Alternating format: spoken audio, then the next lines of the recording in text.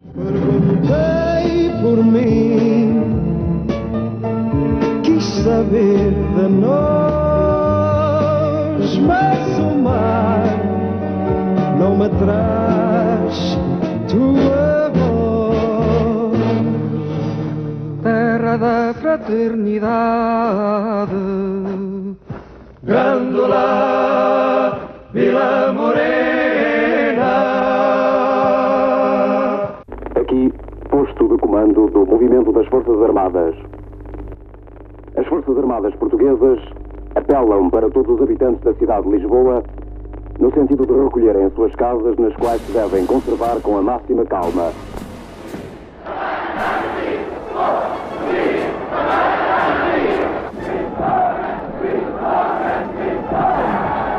Povo português, vivemos um momento histórico como talvez desde 1640 não se vive. É a libertação da pátria.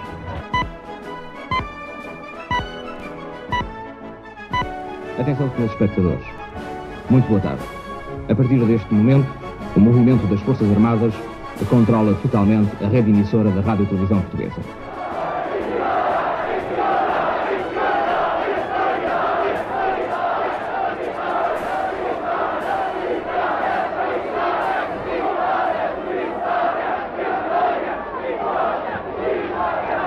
Portugal, 25 de abril de 1974.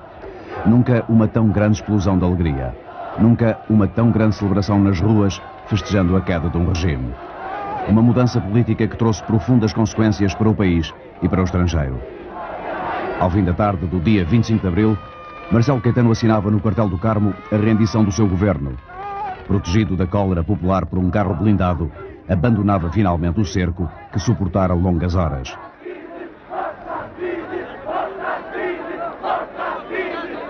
Ao fim do dia 25, chegava à televisão o novo poder. Constituídos em junta de salvação, 7 oficiais superiores apareciam diante da expectativa nacional como os primeiros heróis do movimento das Forças Armadas. Este é o momento em que lhes posso apresentar presentes que estão aqui no Estúdio A da Rádio e Televisão Portuguesa, os elementos da Junta de Salvação Nacional. A vossa atenção. Proclamação da Junta de Salvação Nacional. Em obediência ao mandato que acaba de lhe ser confiado pelas Forças Armadas, após o triunfo do movimento em boa hora levado a cabo pela sobrevivência nacional e pelo bem-estar do povo português, a Junta de Salvação Nacional a que presido, constituída por imperativo de assegurar a ordem e de dirigir o país para a definição e consecução de verdadeiros objetivos nacionais, assume perante o mesmo o compromisso de garantir a sobrevivência da nação como pátria soberana no seu todo pluricontinental. E depois de nós, Grândola, Vila Morena.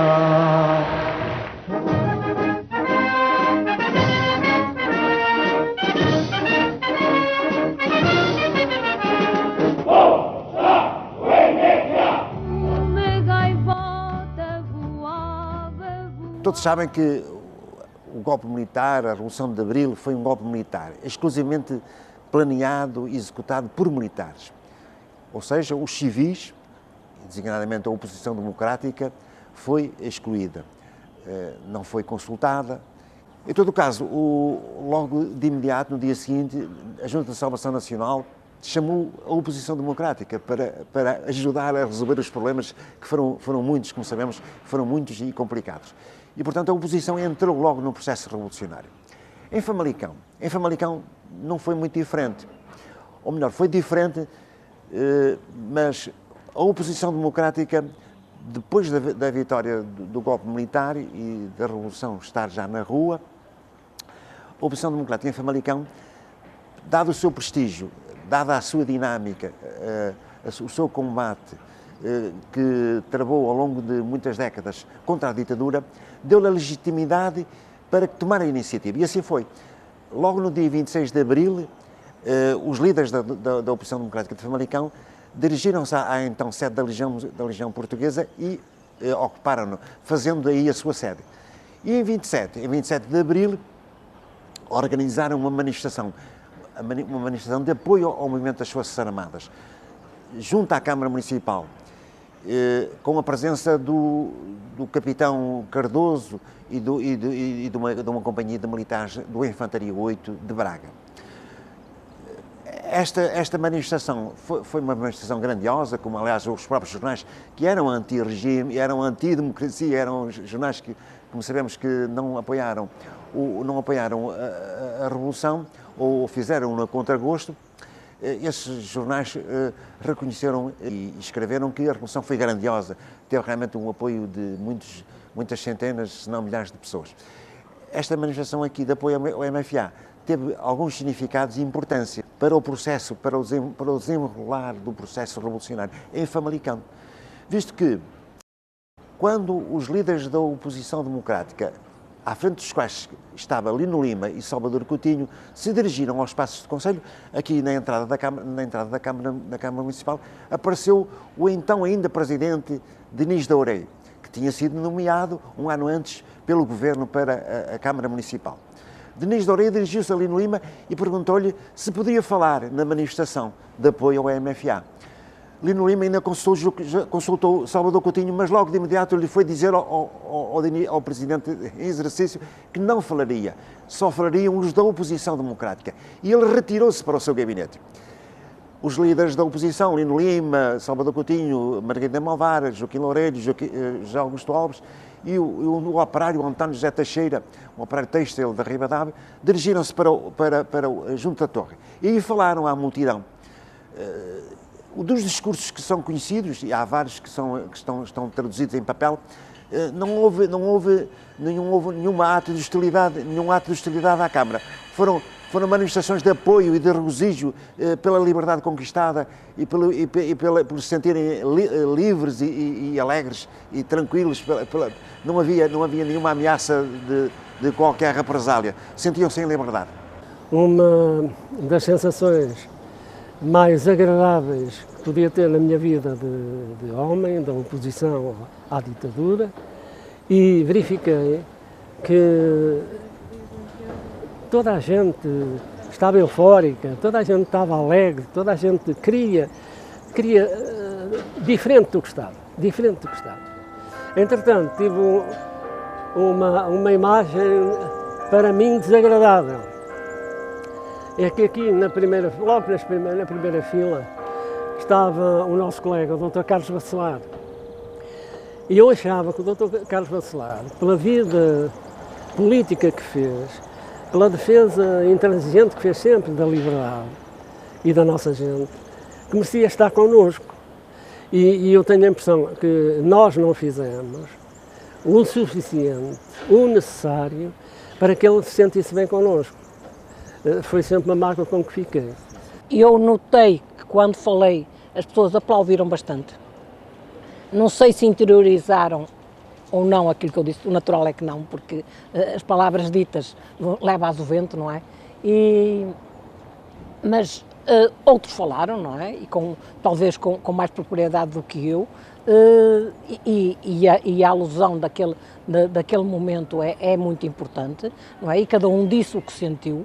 E eu sentia aquilo, foi aquilo que eu disse e que quis transmitir. Eu não quis, como disse, não quis que fosse um discurso só de banalidades ou de regozijo só. Não queria que fosse isso, queria que fosse mais além. Eu conhecia bem o Conselho, eu tinha percorrido muito o Conselho, sabia bem com o que estava a lidar e o que estava a falar. E hoje em dia continuo a pensar que efetivamente tinha razão e continuo a ter razão. Eu devo dizer que durante esses dias 24, 25, 26 e 27 quase que não dormi. Não dormi porque, de facto, as mudanças eram tantas, todos os factos que aparecia, não é como hoje. Hoje não há novidades. Nós tínhamos novidades todos os dias. E esta questão de novidade todos os dias, que que não nos deixava descansar, de maneira nenhuma, nós vivemos essa euforia terrível. E eu hoje sei que falei ali naquela varanda, mas já não me recordo, o Dr. Artur Sá da Costa, é que efetivamente mostrou uma cópia do discurso que eu disse nessa altura, que eu já não me recordava, porque eu vivi aquele momento não fixando nada, porque foi numa velocidade de acontecimentos que normalmente de um dia para o outro não acontecem. Nós não temos esse, senão não aguentávamos. Se nós tivéssemos o ano inteiro para viver àquele ritmo, não aguentávamos, com a alegria era tão grande. Foi um espontâneo, não tinha nada programado, nem previsto, nem nada. Mas é que finalmente tínhamos liberdade e pensava eu que as coisas iriam mudar muito. Lembro-me de ter falado no Tenreiro, que se chamava o autocarro, que é o homem que tinha não sei quantos lugares em todas as coisas. É um dos casos das pessoas corporativa que dominava o país, não é? Portanto, fiz um apelo à democratização, à liberdade que todos nós na altura sentíamos. Era um peso que nos tirávamos das costas, sentíamos que havia no ar uma esperança muito grande, não é? Não sabíamos o que é que havia assim, mas naquela altura era tudo positivo. E comecei a filmar, realmente, para ver os militares aqui perfilados aqui em frente, os militares todos na posição de descanso, braços cruzados, aí os GTs ao pulso e, entretanto, quer dizer, começou a haver pessoas que se foram subindo para a varanda da Câmara e foram falando. Eu recordo-me ter ouvido falar do meu primo, o engenheiro José Augusto Lopes, e ao mesmo tempo, mas como estava com a preocupação mais de filmar, ia filmando as pessoas, ia filmando a assistência, quem estava, quem não estava, tudo isso, pronto. E assim se foi passando o tempo. Quando de repente, não sei por acaso, olho para a janela e vejo o Presidente da Câmara, o Dr. Dinis Dorei, meia janela, meia aberta e meia fechada, a olhar cá para baixo, a ver o que é que havia de fazer, com certeza, quer dizer, ouvia os discursos, inflamavam, a multidão, logicamente, quer dizer, registrados por ter acabado toda aquela ditadura que existia.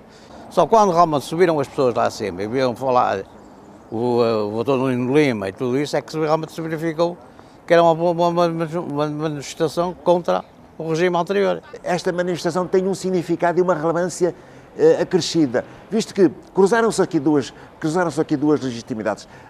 A legitimidade revolucionária, que os militares da Infantaria 8 traduziam, e a legitimidade dos democratas, que foi também forjada na luta e nos combates contra a ditadura ao longo de várias dezenas de anos.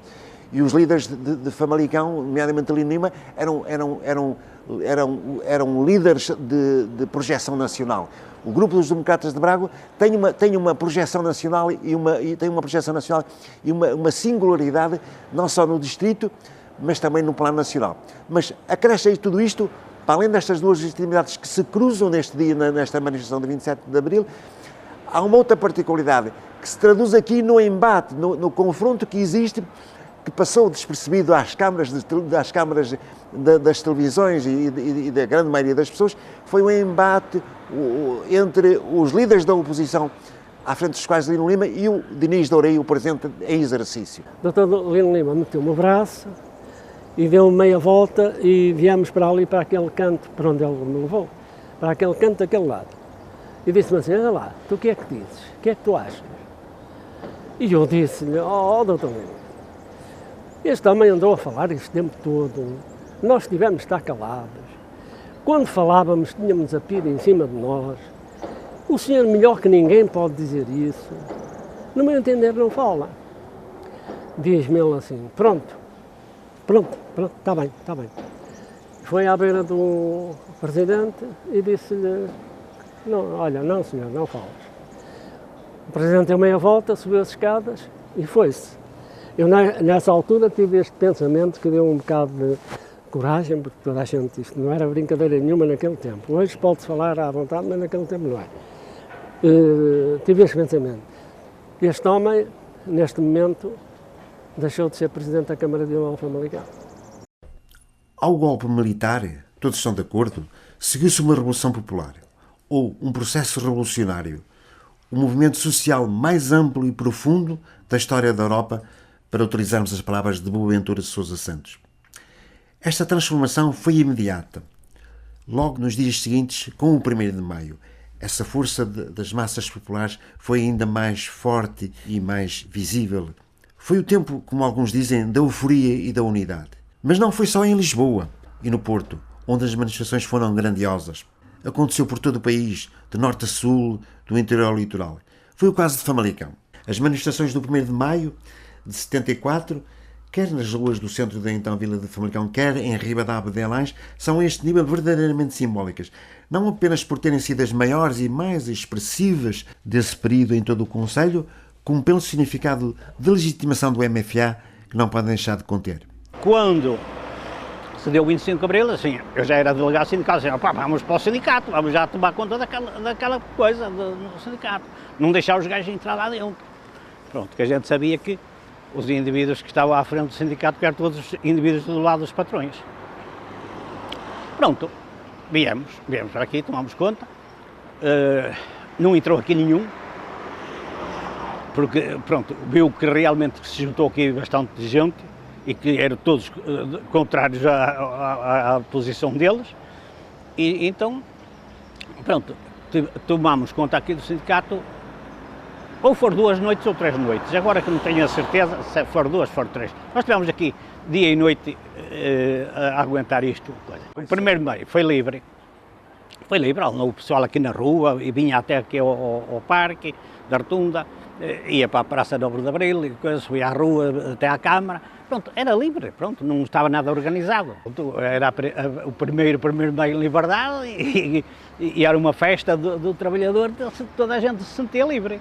Fui ao meu tio, que era alfaiate, não é? Ele estava em casa e eu pedi-lhe para ele me fazer, para ver se ele tinha lá um pano vermelho, um pano verde, eu já não sei se levava de casa, o toco da vassoura eu levava de certeza, e saio já com a bandeira feita, ele faz uma costura ali, faz uma costura para o pau, e eu levo o pau à casa do Barroso, dos amigos Barroso, do Zé Manel e do Pedro, para irmos à manifestação e depois, então, entretanto, pronto, incorporámos-nos por aí fora, na manifestação.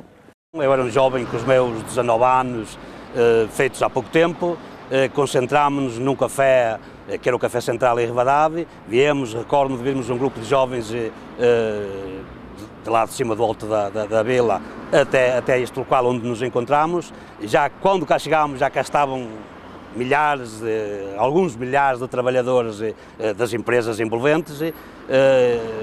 Coloquei-me, juntamente com alguns jovens, à frente da manifestação, peguei na bandeira nacional, portanto havia aqui um movimento de euforia, de alegria dos trabalhadores, porque sentiam que finalmente alguma coisa lhes dizia, sentiam que finalmente estavam a comemorar o seu dia, o dia 1º de Maio, que era o dia do trabalhador. Se a manifestação daqui teve 2 ou 3 quilómetros de dimensão humana, com a junção daqueles que estavam à nossa espera, ou seja, estavam à espera que a manifestação de Ribadave lá chegasse, deu uma dimensão que penso que dificilmente ou nunca mais haverá nesta localidade. E recordo-me de alguns destes trabalhadores, destes dirigentes sindicais da altura, que tomaram posto no sindicato, estarem vou chamar varanda, na varanda do sindicato e interviram dirigiram-se à população no sentido de fazer lembrar o que era aquele dia, fazer lembrar a época em que vivíamos e a necessidade da continuação desse processo reivindicativo e desse processo organizativo do sindicato têxtil nas fábricas. Os líderes da oposição democrática de Famalicão foram célebres e logo no dia 26 dirigiram-se à sede da antiga Legião Portuguesa e disseram para um funcionário que lá residia, disseram-lhe que estavam ali para ocupar a sede e para fazer dali a sede do movimento democrático. Ele apenas pediu algum tempo para se transferir e tudo correu com cordialidade e foi transmitida a vontade do MDP em instalar aqui assim, a sua sede política. E assim foi.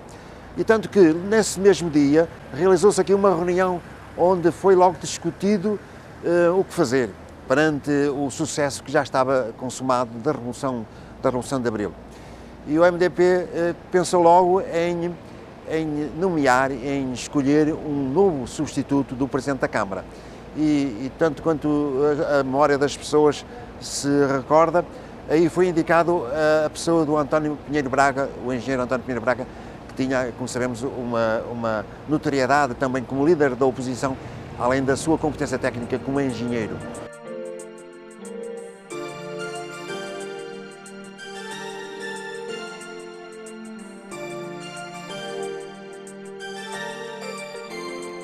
Nós estamos a falar de transformações políticas, isto é, mudança do poder político, da Câmara, mudança das juntas de freguesia, mas claro que as transformações sociais, as transformações foram também generalizadas a outros setores e a outros campos de atividade, nomeadamente aos sindicatos, nomeadamente aos grêmios, os próprios grêmios mudaram, os sindicatos mudaram, as direções, os grêmios da Labor e o Grêmio do Comércio mudaram também, nomearam comissões administrativas. Nas escolas, podíamos também falar, nas escolas, nomeadamente na escola, no liceu e na escola técnica, mais na escola técnica, na escola comercial e industrial, aí foram os próprios estudantes e os professores que fizeram logo, em 27 de abril, fizeram um primeiro plenário, no curso noturno, fizeram um primeiro plenário em que quiseram sanear a direção da escola e criar uma gestão democrática da escola com um novo conselho, um conselho de estudantes e professores, que tinha maioritariamente a composição dos estudantes. Na reunião geral de alunos foi decidido o saneamento do reitor. Eu nem sei se ele estava presente, já sabia o que lhe iria acontecer, mas de qualquer maneira se estava, fez figura mesmo de corpo presente, não me lembro de ele ter dito rigorosamente nada, foi sanear o reitor e nomear a comissão de gestão e pronto, e a partir daí fazer uma gestão democrática da escola. O MDP também procurou e liderou o movimento político de transformação, da transformação e da transição pacífica da revolução para a democracia. O MDP era o único centro político onde afluíam dezenas e dezenas, todos os dias, de pessoas vindas das freguesias, todas as freguesias do concelho. Era aqui que se realizaram, nos dias imediatos, reuniões sucessivas. Designadamente às segundas-feiras havia sempre reuniões, assembleias gerais, onde a agenda era aberta, não havia nem sequer mesa constituída, era constituída ad hoc, afluíam aqui pessoas de todos os lados com problemas que traziam das suas freguesias, dos seus locais de trabalho.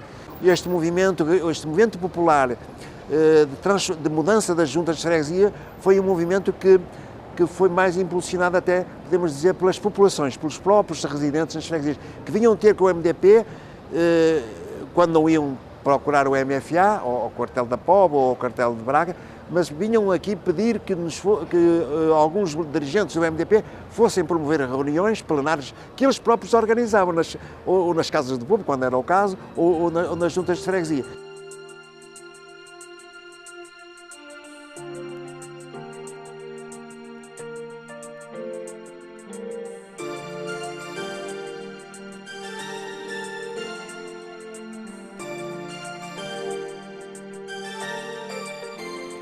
Esta fase é uma fase de euforia da unidade. Segue-se uma segunda fase, uma fase de construção de alternativas, ainda que provisórias.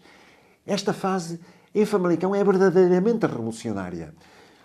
As massas populares, nomeadamente nas freguesias, exigiram a mudança e o desmantelamento do aparelho corporativo, a transformação das juntas de freguesia em comissões administrativas, nomeadas em plenários de freguesia. Em suma, podemos dizer que o poder local, com as mudanças exigidas pela população, espalhou e enraizou a revolução em todo o país.